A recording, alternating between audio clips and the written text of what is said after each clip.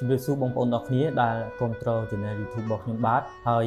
បងប្អូនទាំងអស់គ្នានឹងស្រាប់ហើយព័ត៌មានរបស់ខ្ញុំបាទដែលបានផ្សព្វផ្សាយរាល់ដងគឺទាក់ទងទៅនឹងចំនួនព្រំដែនរវាងកម្ពុជាថៃប៉ុន្តែថ្ងៃនេះខ្ញុំចង់លើកឡើងជាមួយនឹងបញ្ហាដំណាំស្រូវរបស់បងប្អូនជាពលរដ្ឋខ្មែរយើងគឺបច្ចុប្បន្នភាពគឺមានការធ្លាក់ថ្លៃខ្លាំងមែនទែនអញ្ចឹងក្នុងនាមខ្ញុំជាប្រជាពលរដ្ឋខ្មែរមួយរូបដែរខ្ញុំបាទសូមសំណូមពរទៅដល់ក្រសួងកសិកម្មដែលលោកពាក់ព័ន្ធជាមួយនឹងក្រសួងដែលពាក់ព័ន្ធទៅនឹងការគ្រប់គ្រងឈ្មួញ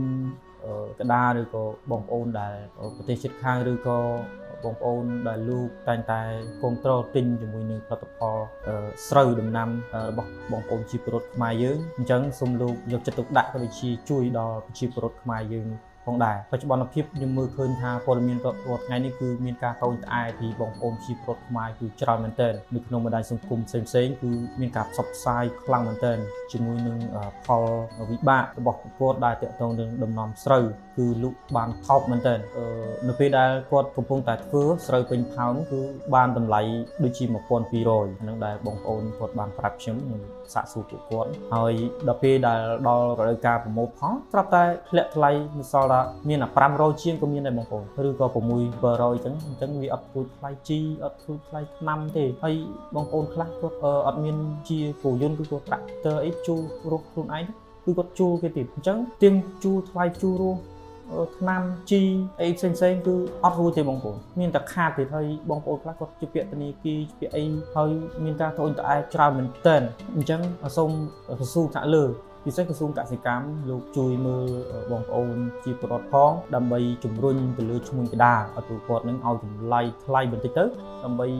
ងាយស្រួលក្នុងការពួកគាត់រៀបចំផលដំណាំរបស់គាត់នឹងគឺធ្វើម៉េចឲ្យគាត់មានទឹកចិត្តក្នុងការផលិតផងហើយខាតពេលណាបងប្អូនមិនតិចទេណាធ្វើមួយខែ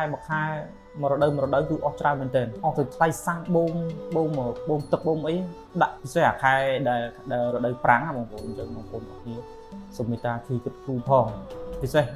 ថ្នាក់ដឹកនាំឬក៏អង្គការលោកអញ្ញាជំទាវដែលលោកមានលទ្ធភាពឬក៏ម្ចាស់អាជីវកម្មផ្សេងៗដែលលោកចង់ជួយដល់បងប្អូនជាពលរដ្ឋសូមកុំភ្លេចជួយគ្រប់គ្រងផលិតផលក្នុងស្រុកយើងគ្រប់គ្រងបងប្អូនជាពលរដ្ឋដែលលោកខំបាទបង្កើនផលជាមួយនឹងផលដំណាំស្រូវរបស់ពួកគាត់ទៅមិនជួយទិញជួយប្រម៉ែប្រមូលពួកគាត់តិចទៅបាទបងប្អូនដឹងស្រាប់ហើយរាល់ថ្ងៃនៅលើបណ្ដាញសង្គម Facebook ខ្ញុំអស់មកគឺតែការត្អូញត្អែរបស់បងប្អូនជាពលរដ្ឋខ្មែរយើងហើយខ្ញុំบอกមកវិញខ្ញុំក៏ជាកូនអ្នកស្រែដែរហើយ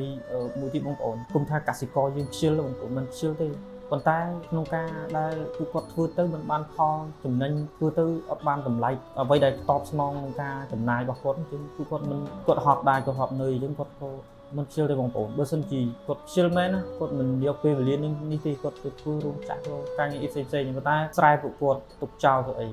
បាទបងប្អូនអរគុណអញ្ចឹងខ្ញុំមានអីទេគឺមានតែ10សូមសំណពរទៅអស់ក្រសួងកសិកម្មក្រសួងដែលពាក់ព័ន្ធតែម្ដងឬក៏អ្នកមានដូចជាលោកញ៉ាជំទាវណាដែលគាត់មានលទ្ធភាពចង់ជួយបងប្អូនជាពលរដ្ឋសូមជួយទិញស្រូវគាត់នៅក្នុងតម្លៃមួយដែលសមស្របឬក៏ឲ្យចំណេញគាត់ទៅលើការដែលគាត់ចំណាយទិញជីទិញថ្នាំអីផងដើម្បីកុំឲ្យពួកគាត់បាក់ទឹកចិត្តក្នុងការផលិតស្រូវរបស់ពួកគាត់ហើយមានការត្អូញត្អែច្រើនមែនទែនអញ្ចឹងវីដេអូនេះខ្ញុំមានតែប៉ុណ្្នឹងទេបងប្អូនទាំងគ្នាកុំភ្លេចជួយចុច Subscribe ជាមួយនឹង Channel YouTube របស់ខ្ញុំបាទហើយខ្ញុំបាននឹងត្រៀមជាមួយនឹងវីដេអូ